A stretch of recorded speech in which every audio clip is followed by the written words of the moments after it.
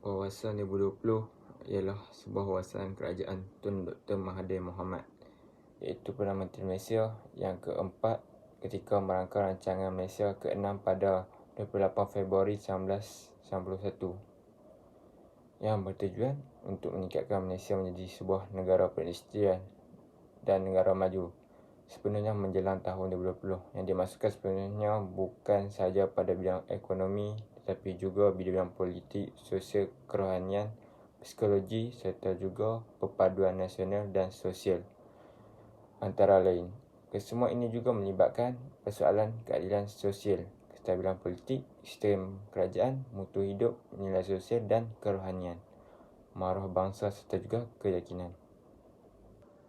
Pada tahun 1981, wawasan 2020 telah diperkenalkan dengan objektif untuk menjadikan negara maju menjelang tahun 2022 dengan acuan sendiri. Wawasan 2020 menggadaikan hala tuju untuk dapatkan sistem negara maju dengan berdasarkan pertumbuhan ekonomi pada kadar 7% setahun sehingga tahun 2020. Kunci kepada negara maju ialah dengan mengatasi 9 cabaran strategik.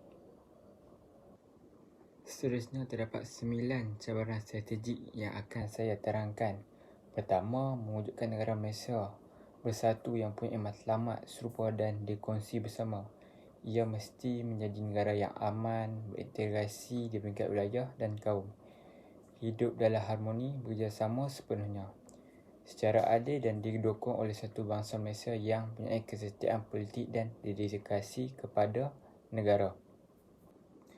Yang kedua, mewujudkan masyarakat yang berjiwa bebas, tenteram dan maju dengan keyakinan terhadap diri sendiri. Merasa bangga dengan apa yang dicapai serta gagah menghadapi pelbagai masalah. Masyarakat Malaysia ini dapat dikenali melalui usaha mencapai kecemerlangan serta semua kemampuannya, tidak mengalah kepada sesiapa dan dihormati oleh rakyat negara lain.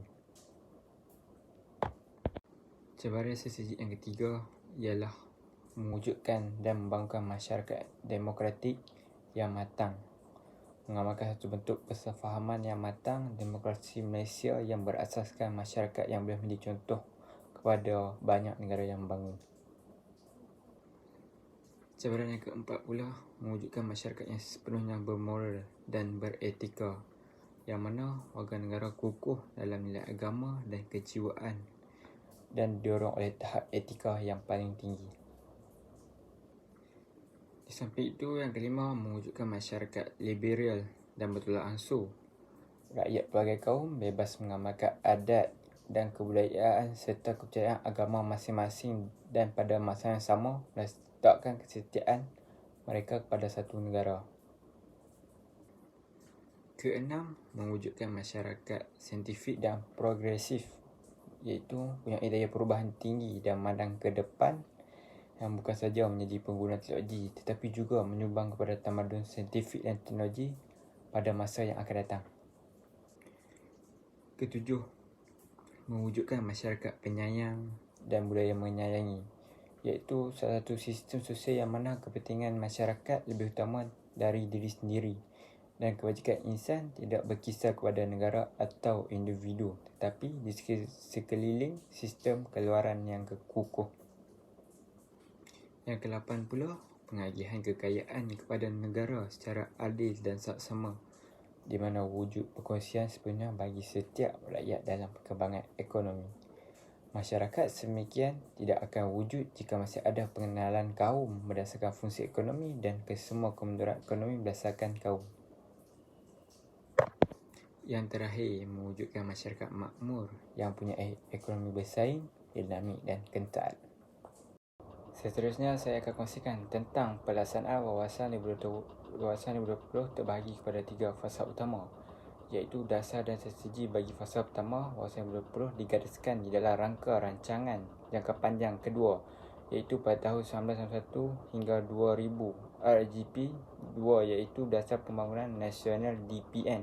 DPN mengandungi beberapa perubahan dasar yang memberi dimensi baru pada usaha pembangunan dalam menghasilkan pembangunan yang lebih seimbang di samping mengekalkan prinsip asas dasar ekonomi baru iaitu DEB. Di bawah DPN, strategi pembasmian kemiskinan memberi tumpuan khusus kepada penghapusan kemiskinan legal di samping pengurangan kemiskinan umum bagi meningkatkan penyertaan bumi putera yang lebih bermakna dalam sektor moden ekonomi. Penekanan diberi kepada pembangunan komuniti, perdagangan dan industri bumi putera. Harapan yang lebih besar diletakkan pada pelibatan sektor swasta dalam proses penstrukturan penyertaan bumi putera. Pembangunan semua manusia yang juga merangkumi nilai moral dan etika untuk mencapai objektif pertumbuhan ekonomi dan pengagihan pendapatan turut diberi penekanan. Dalam tempoh pelaksanaan DPN, negara menghadapi krisis keuangan Asia yang melanda pada tahun 1997 hingga 1998. Majlis Tindakan Ekonomi Negara NEAC ditubuhkan pada Januari 1998 dan Pelan Pemulihan Ekonomi Negara yang komprehensif telah dilancarkan bagi menangani krisis keuangan tersebut.